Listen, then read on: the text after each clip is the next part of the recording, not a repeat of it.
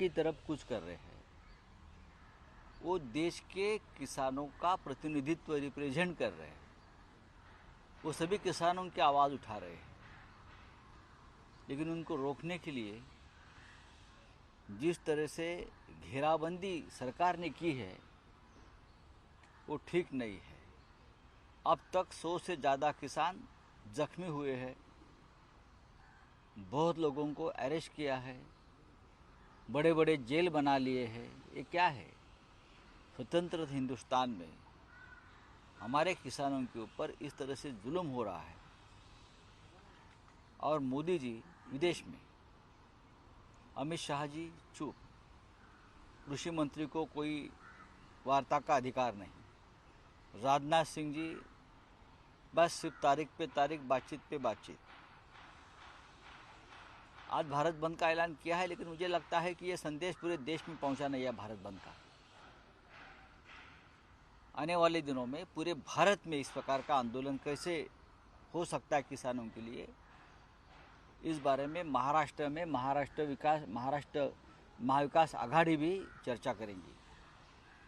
वहाँ के जो नेता है आंदोलन करने वाले, उनके साथ शिवसेना का निरंतर संपर्क चल रहा है।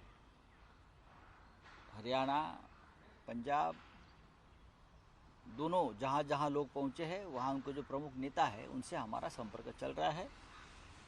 और इस आंदोलन में, किसानों के आंदोलन में महाराष्ट्र क्या योगदान दे सकता है, इस बारे में हमारा निर्णय जल्दी हो जाएगा। तो अशोक चौहान का बयान आया कि इंडिया अलायंस जिस तत्वों पे बनी थी उस पे काम नहीं कर रही है और लोगों में कंफ्यूजन है और एक के बाद एक लोग इंडिया अलायंस को छोड़ के जा रहे हैं। देखिए, अशोक चौहान छोड़कर चले गए हैं, जिनकी पूरी जिंदगी उनके परिवार की कांग्रेस पार्टी में गई, जिनको सब कुछ कांग्रेस ने दिया, वो चले गए। तत्व की बात अशोक चौहान को शोभा नहीं देती। जो लड़ने वाले लोग हैं इस परिस्थिति से, वो तत्व की बात कर सकते हैं। अशोक चौहान अगर नीतिमत्ता तत्व की बात करे, आइडियोलॉजी की बात करे, तो लोग उन पर हंसेंगे।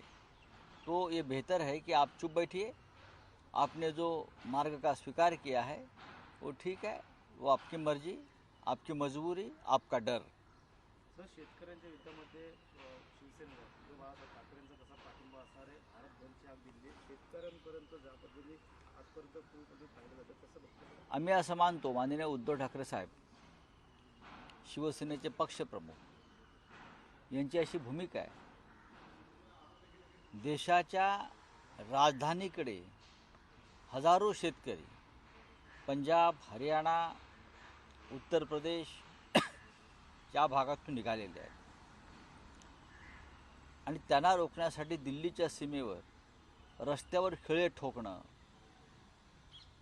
सशस्त्र पोलिसांना उभं करणं, हजारो लाखो भिंती उभ्या करणं, अडथळे उभे करणं, हे या स्वतंत्र हिंदुस्थानामध्ये लोकशाहीतून निवडून आलेल्या सरकारला, आणि जे सरकार शेतकऱ्यांनी निवडून दिलं आहे बरं का, त्या सरकारला शोभत नाही। शेतकऱ्यांचा जो प्रश्न आहे, विशेषतः MSP, NSP, शेतमालाला हमी भाव, हा फक्त पंजाब, हरियाणा का उत्तर प्रदेशच्या शेतकऱ्यांचा विषय नसून हा देशातल्या शेतकऱ्यांचा आवाज आहे। आणि पंजाबचे शेतकरी हे संपूर्ण देशाच्या शेतकऱ्यांचा आवाज उठवत आहेत, अशी भूमिका शिवसेनेची माननीय उद्धव ठाकरे साहेबांची आहे। त्याच्यामुळे ह्या शेतकऱ्यांच्या आंदोलनात महाराष्ट्र कसा योगदान देऊ शकेल याच्याविषयी त्यांच्या मनामध्ये काय विचार आहेत आणि लवकरच ते त्या संदर्भात आपली भूमिका जाहीर करतील। मोदींनी कुठेतरी शेतकऱ्यांची माफी मागायला पाहिजे। अनेक त्यांनी हमीभाव 2014 पासून सातत्यानं मोदी शेतकऱ्यांना हमीभाव मिळायलाच पाहिजे अशी मागणी करतात। गुजरातचे मुख्यमंत्री असताना एक जो कार्यगट निर्माण केला होता शेतकऱ्यांच्या प्रश्नावर, त्याचा एक अहवाल मोदींच्या नेतृत्वाखाली तयार झाला आणि तो अहवाल नरेंद्र मोदी यांनी प्रधानमंत्री मनमोहन सिंग यांना सादर केला त्या अहवालातसुद्धा मोदींची शिफारस आहे की शेतकऱ्यांना किमान हमीभाव मिळणं गरजेचं आहे आणि तो मिळायलाच हवा. तेच मोदी गेले 10 वर्ष प्रधानमंत्री आहेत. या काळात शेतकऱ्यांचा काय फायदा झाला? तुम्ही इन्कम डबल करणार होतात, शेतकऱ्यांना हमीभाव देणार होतात, ते राहिलं बाजूला. ज्या स्वामीनाथन आयोगाच्या शिफारसी आम्ही लागू करू अशी प्रधानमंत्री मोदींची भूमिका कायम राहिली. त्यांनी त्या स्वामीनाथन यांना भारतरत्न दिला, पण त्यांच्या शिफारसी ते स्वीकारायला तयार नाहीत. हे ढोंग नाही तर काय आहे? आणि शेतकरी दिल्लीच्या सीमेकडे कूच करत असताना त्यांच्यावरती बंदुका रोखणं, तोफा रोखणं, रणगाडे रोखणं, लाठीमार करणं, त्यांना जखमी करणं हे प्रयोग सुरू असताना, अश्रुधुराच्या नळकांड्या फोडल्या जात असताना नरेंद्र मोदी परदेशामध्ये अबुधाबीच्या राजाबरोबर मेजवानी जोडतात. हा या देशातल्या शेतकऱ्यांचा सगळ्यात मोठा अपमान आहे. तो सुप्रीम कोर्ट ने इलेक्टोरल बॉन्ड पे ऑर्डर आपको लगता है किसानों का हल होगा या सिर्फ एक जुमला रहेगा? किस तरीके से देखते हैं? देखिए, जुमला और मोदी ये एक सिक्के के दो पहलू हैं.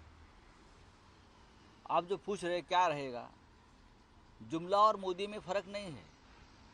2014 से ये सिक्का इस देश में चलाने की कोशिश हमारे ही किसान और हमारी जनता कर रही है, लेकिन अब लोग उब चुके हैं. ये जुमला अब नहीं चलेगा. मोदी जी प्रधानमंत्री नहीं बनने जा रहे हैं. फिर एक बार सुप्रीम कोर्ट का जो ऑर्डर आया इलेक्टोरल बॉन्ड पे, इसमें सुप्रीम कोर्ट का सवाल उठा है, किस तरीके से देखते हो सर इस चीज़ को? चंदे की बात है.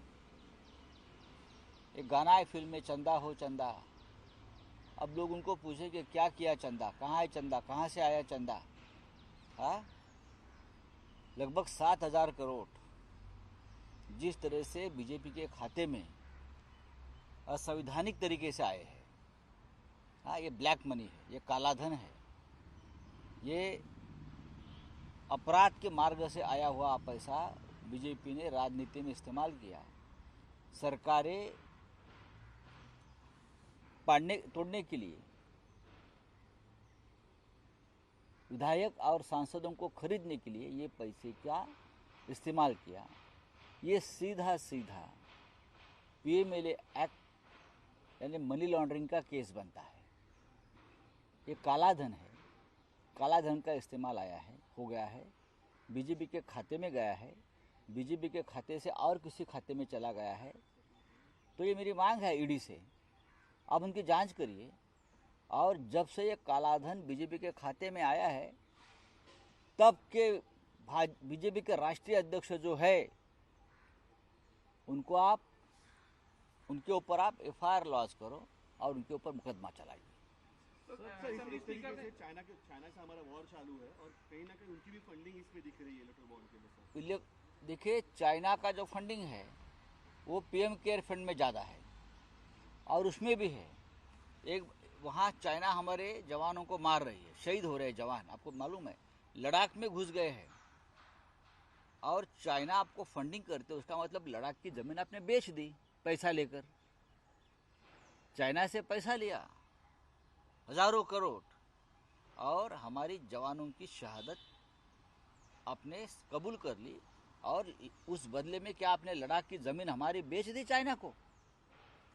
जनता को समझना चाहिए ये कितने फ्रॉड लोग हैं, ये लफंगे लोग हैं. तो असेंबली स्पीकर ने जो ऑर्डर दिया कल, हाँ, मोदी गुजरात में भी जो है कहीं ना कहीं फाइनेंस मिनिस्टर पे खपादारी कि उनकी गलती थी ये चीज़ को लेकर, लेकिन जो फाइनेंस मिनिस्टर थे उनको नोटबंदी के बारे में पता नहीं था, ऐसा कहा जाता है सर. ये गुजरात लॉबी क्या बोलेगा और क्या. नसीब अटल जी के ऊपर नहीं उसने ठिकरा फोड़ा है. ये वहाँ उस वक्त सरकार किसकी थी? प्रधानमंत्री कौन थे? गृहमंत्री कौन थे?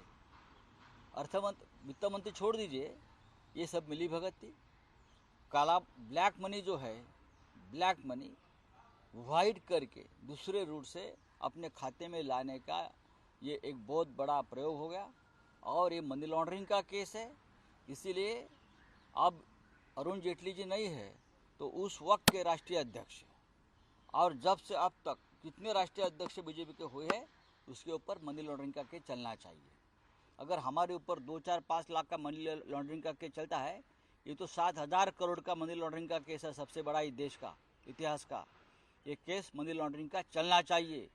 आज के अध्यक्ष कौन है, उसके पीछे वाले कौन थे, 2019 से अब तक के सभी बीजेपी के राष्ट्रीय अध्यक्ष के ऊपर पीएमएलए एक्ट के अनुसार मनी लॉन्ड्रिंग का केस चलना चाहिए और तुरंत उनको अरेस्ट होना चाहिए।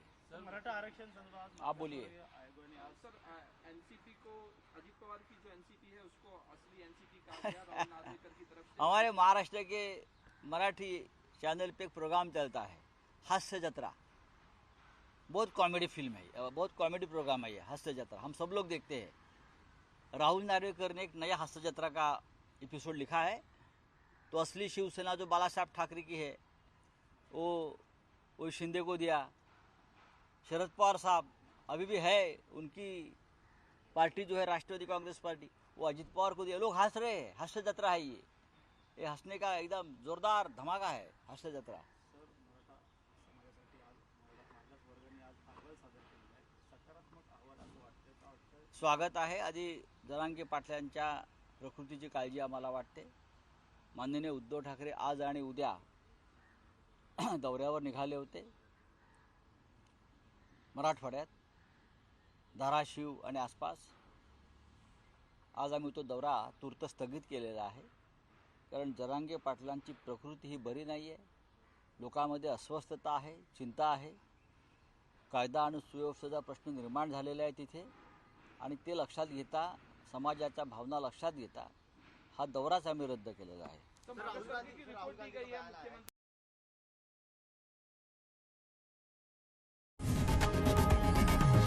लोकशाही मराठी ऐका, पहा, जागरूक रहा।